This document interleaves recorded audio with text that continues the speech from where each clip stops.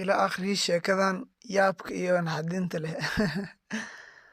Weligaa saaxiibkaa gurigiisa ma booqatay? Dumaashida ma ku dhahday wuu maqan yahay? Xaajiga ee sug intuu ka imaanayo.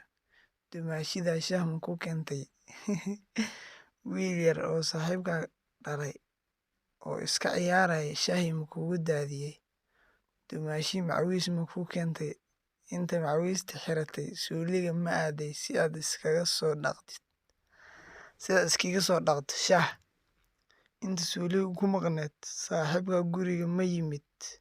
Surwaalkaagii fadhiga ma ku arkay adigoo qoyan suuliga ma ka soo baxday? Walayaabay leedahay. Kadib saaxiibkaa bistoolad ma la soo baxay adiga oo macawiistii wata sidii wax u waalan suuqa ma dhex carartay? Kadib saaxiibkaa bistoolad ma la soo baxay adiga oo macawiistii wata sidii wax u waalan suuqa ma dhex carartay? Saaxiibkaana asiguna sidii wax waalan ma ku ceyrsaday? Dadka xaafadda ma soo wada baxeen oo ma ku soo qabteen? Xabsiga horay ma lagaa geeyey? 7 beri ma soo laqday? Adigoo yaaban oon waxba cunin waalidkaa xabsiga ma kugu soo booqdeen? Ma dhaheen ninkan 3 sano oo dhaqan toosin ah ha lagu xukumo waayo saaxiibkiis ayuu guriga u daba maray?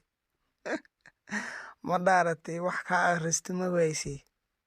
Ma iska ooysay weliba ooy ee ku jir adeer meesha ma lagu yiri karbaashna ma lagu raaciyey? Sheekadan aan maanta arko walahi sheeko yaab leh waa yaab leh. Sheekooyinka noocan camal haddaad xiiseynaysiin insha Allah channelka subscribe saarta gambaleelkana furta si ay soo gaaraan muuqaalamkan soo gelina. Marka muuqaalkana like saar insha Allah khayr ay rajeynaya sheekooyinkan iyo sheekooyin kale oo ka yaab badan ayaan soo gudbinaya insha Allah. Soomaaliyana akhriskiisa isku miyar fiicnin laakiin insha Allah I will try my best. See you.